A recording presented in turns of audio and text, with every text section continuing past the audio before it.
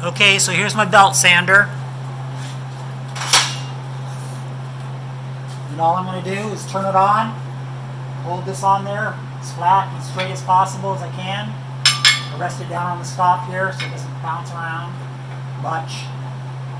And from time to time I'm going to test it on this flat plate here to see if it feels flat.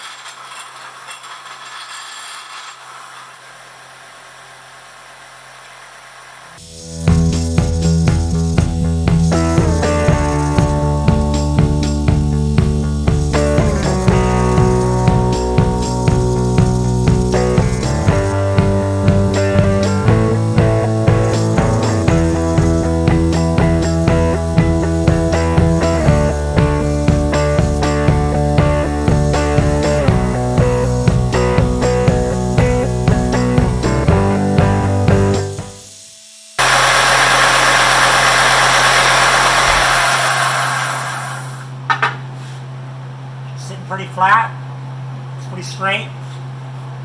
Sanded off all the edges, nice and smooth. Let's go try and fit it in the car.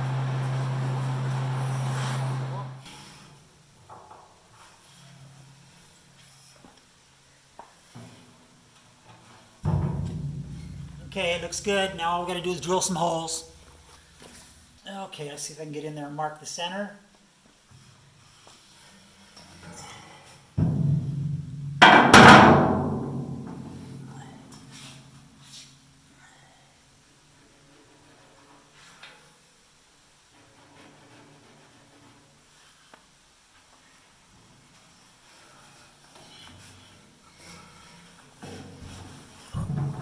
So this is not rocket science, so I'm eyeballing it.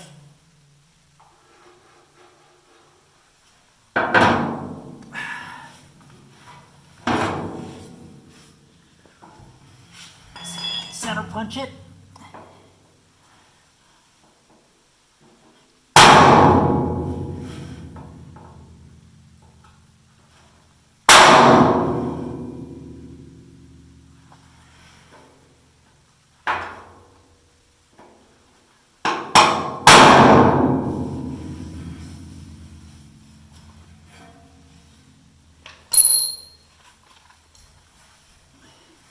Drill a pilot hole about 1/4 inch or so.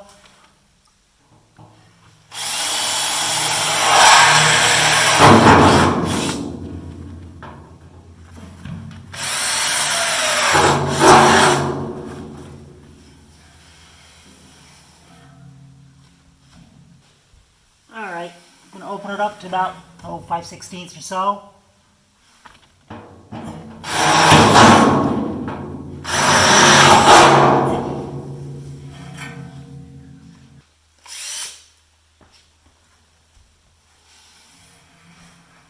Okay, now I've got the right step bit, smaller point on it so it'll fit in that hole.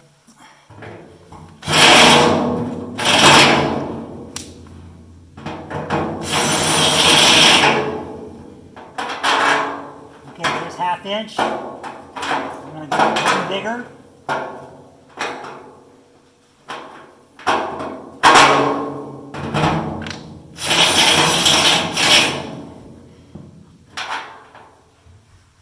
I'm going one bigger.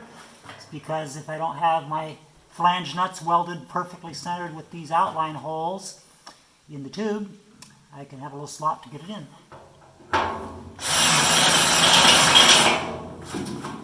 And it really doesn't matter if it's a little sloppy because it's got huge washers that go on the bottom.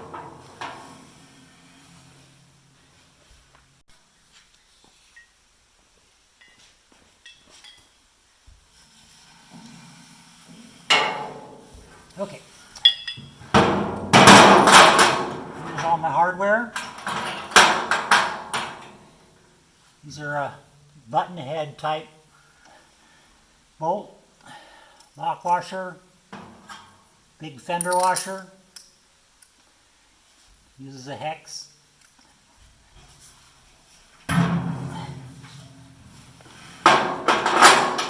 Slide underneath.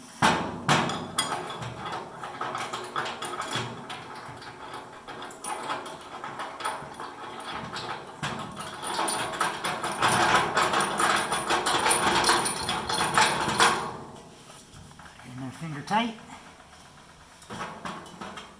Next one, lock washer, big fender washer.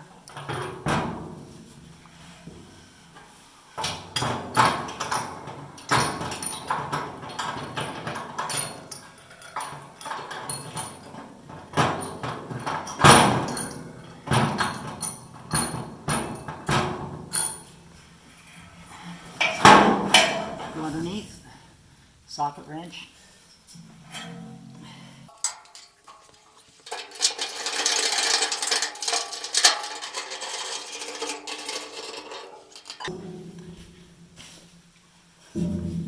And voila, there you have it. I don't have it super tight on the bottom. I don't want to squish the lock washers too hard the first time. I'll do that on the final install. So the reason that there's big washers on the bottom, that's to spread the loads out in case the driveline does break and start banging around in here. It won't rip it through the floorboard. The floorboard is steel, so that's going to act as a big washer as well. So chances of this ripping out of the floor pretty darn slim. Well, that's it for now. See you next time. Thanks for watching. Oh wait, what's this all about? We'll see soon. Thanks for watching.